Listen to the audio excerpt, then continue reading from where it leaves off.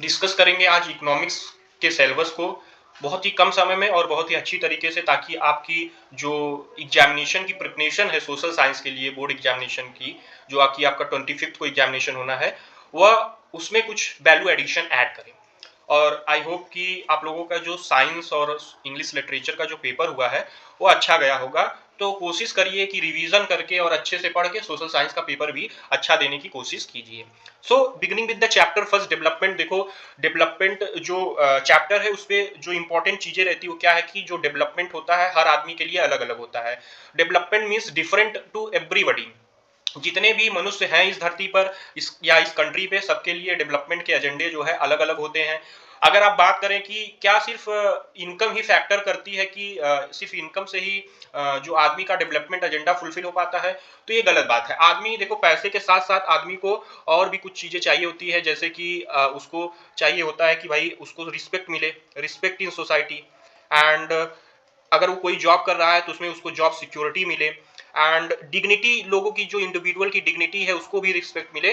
तो आदमी इनकम के अलावा ये सब भी चीजें चाहिए होता है आदमी को। सिर्फ केवल इनकम से, मतलब पैसा, मनी से ही आदमी की जो नीड्स होती हैं वो तो फुलफिल हो जाती हैं, लेकिन money is not everything in this life. You can not by happiness, you can not by respect from money. Okay, so let us start with the what development promises. Different people different goals. देखो, जो लोग होते हैं उनके different goals रहते हैं। Development के जो गोल्स रहते हैं लोगों के, वो हमेशा डिफरेंट रहते हैं। Everybody has its different development goals. For example, और यही ये बात कहता है कि जो डेवलपमेंट एक हो सकता है कि एक आदमी के लिए जो डेवलपमेंट हो, what seems to be the development for one, it may be the destruction for other. For example, if government started building dam, suppose the government is building dam in some rural areas or some backward area, जहां पर जनजातीय लोग रहते हैं, जो जंगलों के किनारे रहते हैं, किसी नदी के किनारे रहते हैं। अगर वो डैम बना रही है गवर्नमेंट, तो वहां से उन लोगों को डिस्प्लेस करना पड़ेगा। ऑब्वियस सी बात है, वो लोग को हटाना पड़ेगा, तभी तो वहां पर डैम बनेगा।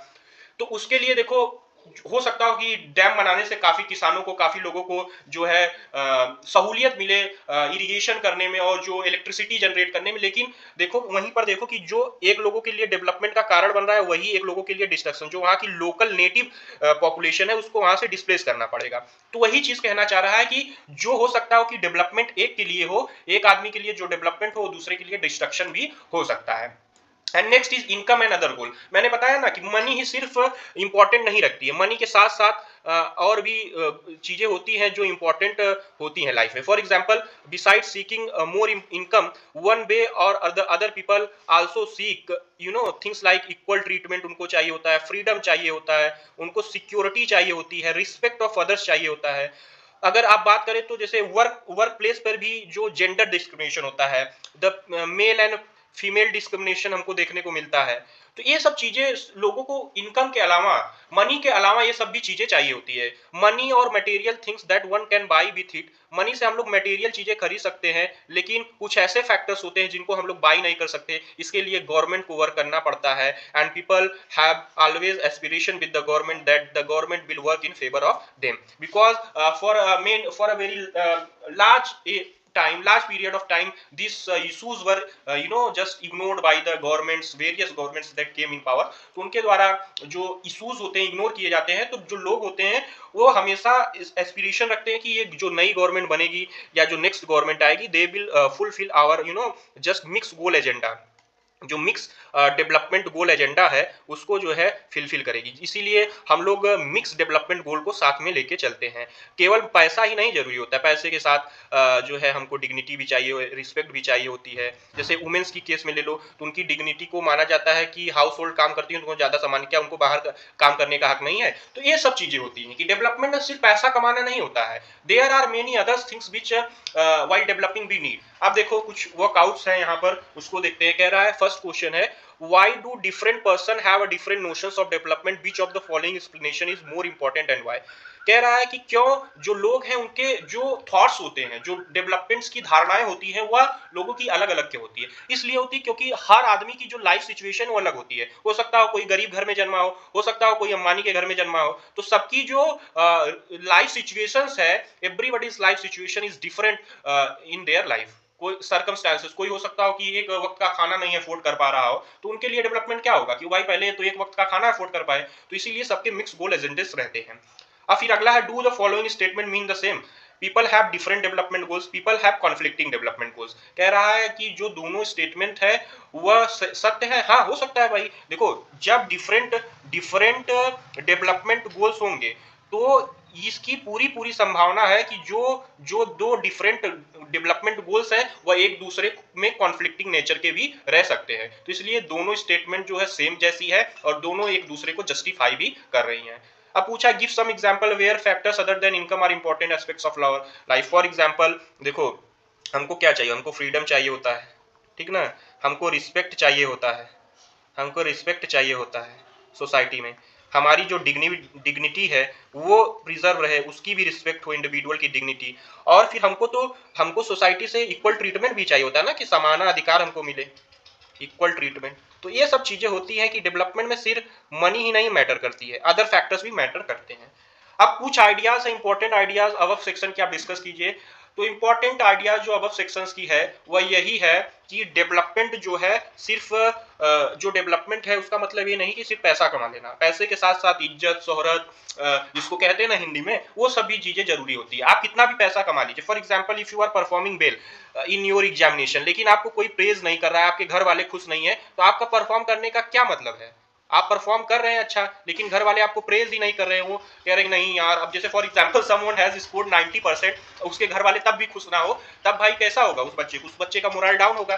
ठीक उसी तरीके से डेवलपमेंट सिर्फ पैसा कमाना नहीं, आप कितना भी पैसा कमा लिए, अगर आपको सोसाइटी में रिस्पेक्ट ही ना मिले, तब डेवलपमेंट या पैसे का मतलब कुछ रहता है। तो डेवलपमेंट इसके अलावा और भी चीजें मैटर करती है पैसे के अलावा। अब देखो नेशनल डेवलपमेंट का क्या होता है, जैसे अभी हमने इंडिविजुअल डेवलपमेंट की बात की, हमने किस डेवलपमेंट की बात की, हमने इंडिविजुअल डेवलपमेंट की बात की कि देखो पर्सन के लिए डेवलपमेंट का क्या मतलब रहता है। अब नेशन के लिए डेवलपमेंट का क्या मतलब रहता है, नेशनल डेवलपमेंट। देखो ठीक जैसे कि लोग जिस कंट्री में रहते हैं उस कंट्री के लिए उनका अलग अलग एजेंडा रहता है कि वो चाहेंगे कि हमारा जो राष्ट्र है, हमारा इंडिया है, वो इस प्रकार से हो। फिर कोई दूसरा बंदा चाहेगा नहीं ये बात तो गलत है, ऐसे होना चाहिए, ये बात रॉन्ग है। फिर तो इसी तरीके से आपको देखने को मिलेगा कि जितने भी पर्सन हैं उनके जो डेवलपमेंट एजेंडा है एक कंट्री के लेके, वो कॉन्फ्लिक्टिंग नेचर के देखने को मिलते हैं। लेकिन क्या भाई हम लोग ज्यादातर जो गवर्नमेंट्स होती हैं वो उन्हीं फेवर में एक्शन लेंगी जिसपे लोक हित हो, मतलब ज्यादा से ज्यादा लोगों का कल्याण हो सके, उन्हीं एजेंडेस को गवर्नमेंट ध्यान रखती है। अब हम कैसे कंपेयर करते हैं डिफरेंट कंट्रीज और स्टेट्स को कि वो कैसे डेवलप हो रहे हैं कि नहीं हो रहे हैं।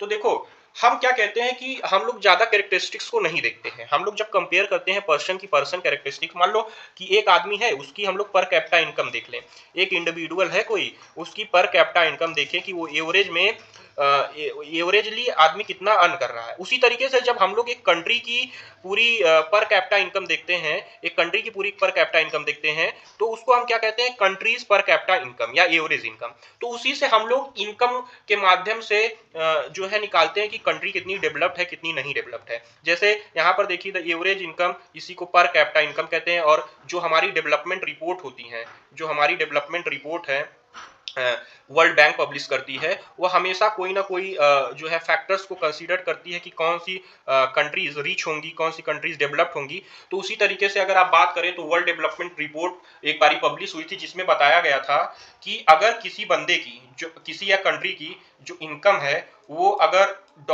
यूएस डॉलर 493,000 पर एनम है 2019 के केस में, तो वो क्या कंट्री होगी, हाई इनकम कंट्रीज होंगी या रिच कंट्रीज होंगी। एंड जिनकी कैपिटल इनकम यूएस डॉलर 2500 से $2500 है या उससे कम है, उनको लो इनकम कंट्रीज कहा जाएगा।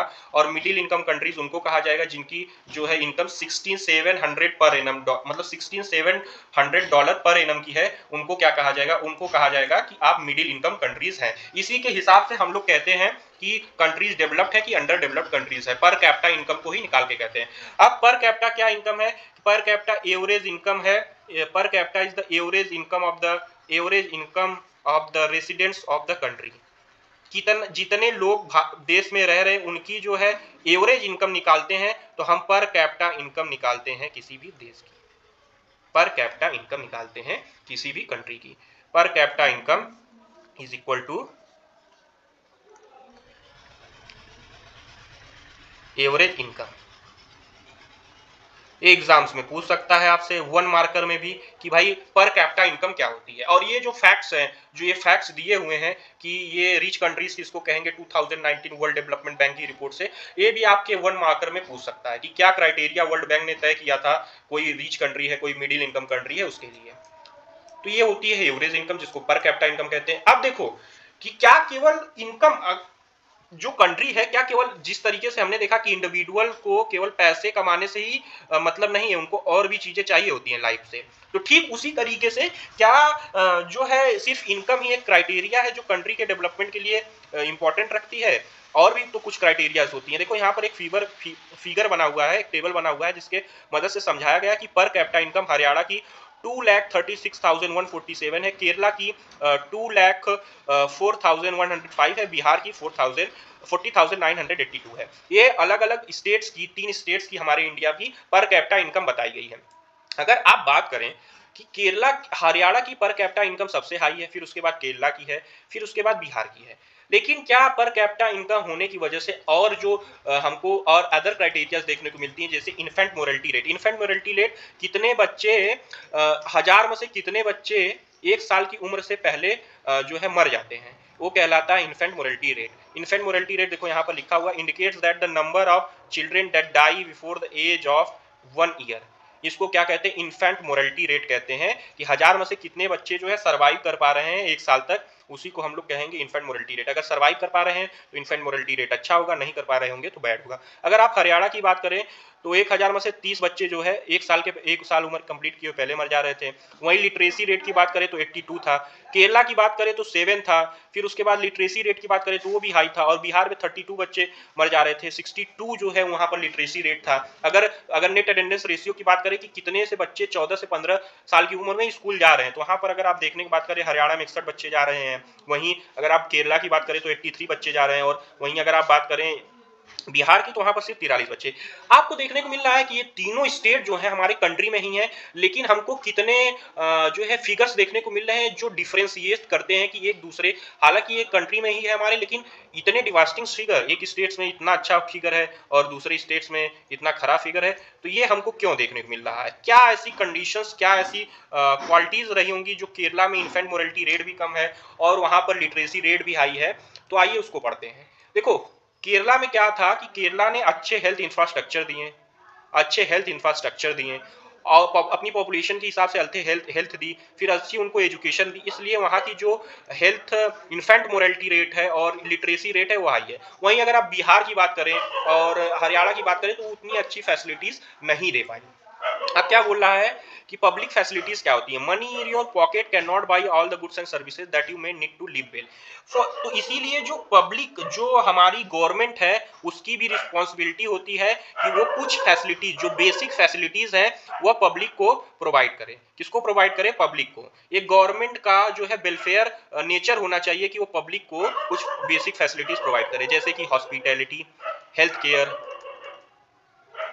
अब हॉस्पिटैलिटी वाले सो मत समझ लेना कि आपकी आवभगत की जाए, हेल्थ से समझना। और फिर उसके बाद एजुकेशन, जो फ्री एजुकेशन मिले, जैसे हमारा देश के संविधान कहता है कि बच्चों 1 से 14 साल के बच्चों को फ्री एजुकेशन मिलनी चाहिए गवर्नमेंट द्वारा। फिर उसके बाद इंफ्रास्ट्रक्चर अच्छा मिले। तो ये कुछ बेसिक फैसिलिटीज होती हैं जो गवर्नमेंट प्रोवाइड करती है पब्लिक्स को। क्यों? क्योंकि हर पब्लिक नहीं ना अफोर्ड कर सकती हर चीजों को। जैसे बहुत से भारत में, हमारी कंट्री में ही ऐसे लोग हैं जो बहुत ही गरीब है। अगर आप बात करें, पब्लिक डिस्ट्रीब्यूशन सिस्टम होता है, पीडीएस, पब्लिक डिस्ट्रीब्यूशन सिस्टम। इससे क्या होता है कि राशन की शॉप्स होती हैं जहां से गवर्नमेंट द्वारा सब्सिडाइज रेट पे हमको राशन उपलब्ध कराया जाता है। ये आपके यहाँ भी होगा, हमारे यहाँ भी है, जिसको राशन कहते हैं, और गांव वगैरह में इसको कहते हैं कोटे की दुकान, जहां से उचित दाम पे, देखो यहाँ पर लिखा है, उचित मूल्य पर जो है राशन यहाँ पर मिलता है। तो ये अभी तो गवर्नमेंट फ्री राशन दे रही है। अंत्योदय योजना के तहत गवर्नमेंट अंत्योदय योजना चला रही है, जिसके तहत वो जिनका राशन कार्ड है उनको फ्री वो राशन प्रोवाइड कर रही है, फ्री ग्रेन प्रोवाइड कर रही है, फ्री फूड प्रोवाइड कर रही है। कौन प्रोवाइड कर रही है? गवर्नमेंट प्रोवाइड कर रही है। तो एक वेलफेयर स्कीम है जिसको हर प्रकार की गवर्नमेंट हमेशा करती रहती है। अब देखो ह्यूमन डेवलपमेंट रिपोर्ट आती है, ह्यूमन डेवलपमेंट रिपोर्ट पब्लिश की जाती है यूएनडीपी द्वारा। ह्यूमन डेवलपमेंट रिपोर्ट जो है वो यूएनडीपी द्वारा पब्लिश की जाती है, और ये कुछ क्राइटेरियाज को लेके पब्लिश की जाती है कि अदर फैक्टर्स क्या होते हैं जो एक नेशन की डेवलपमेंट के लिए इंपॉर्टेंट रखते हैं, ठीक ना। ये कौन कौन सी क्राइटेरिया पब्लिश कर, जब अपना रिपोर्ट पब्लिश करती है तो कौन कौन सी क्राइटेरिया को ध्यान में रखती है। पहले तो पर कैपिटा इनकम, मतलब वहाँ के लोग कैसा कमा रहे हैं, वहां पर हेल्थ इंफ्रास्ट्रक्चर कैसा, लाइफ एक्सपेक्टेंसी एट बर्थ, फिर वहां पर लिटरेसी रेट कैसा है। इन तीनों क्राइटेरियाज को देख के ये ह्यूमन डेवलपमेंट रिपोर्ट पब्लिश की जाती है यूनाइटेड नेशन डेवलपमेंट प्रोग्राम द्वारा।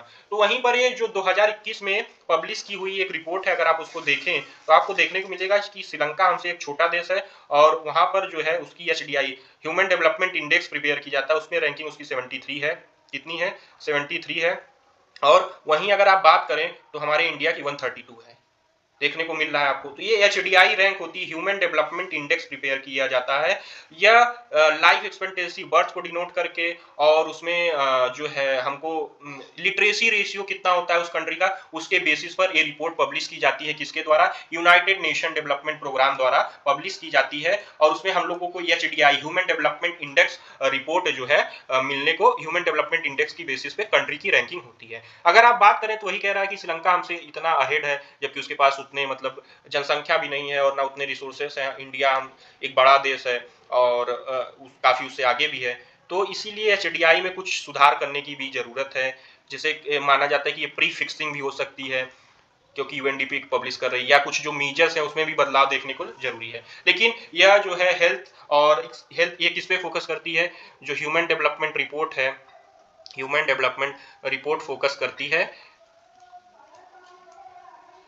Human development report focuses on 3 factors. पहला हेल्थ, दूसरा लिटरेसी एंड इनकम। ये 3 फैक्टर पे फोकस करके ह्यूमन डेवलपमेंट रिपोर्ट UNDP तैयार करती है। फिर अगला आता है देखो सस्टेनेबिलिटी और डेवलपमेंट। देखो सस्टेनेबल डेवलपमेंट कुछ नहीं होता है, हम सबको पता है कि जो हमारे पास रिसोर्सेस है ये हम लोगों ने अपने फोर फादर्स मतलब जो भी हमारे पूर्वज हैं उनसे इनहेरिट किया है और हमको अपने जो आने वाली जनरेशन उनको उनसे बारो किया है, उनको फिर देना है। तो गांधी जी भी इस बारे में कहते हैं कि there is enough for everybody's need but not anybody's greed. कह रहा है कि जितना भी धरती माता प्रकृति माता हमको देती है वो पर्याप्त है लोगों की जरूरत पूरा करने के लिए और न ही किसी की लालच पूरा करने के लिए। देखो सस्टेनेबल डेवलपमेंट कुछ नहीं होता है, ये बहुत ही एजेंडा है और ये 20वीं सेंचुरी में बहुत ही जरूरी है। सस्टेनेबल डेवलपमेंट क्या होता है कि development without damaging the environment, ऐसा डेवलपमेंट जो एनवायरमेंट को डैमेज ना करे, विदाउट डैमेजिंग द एनवायरमेंट।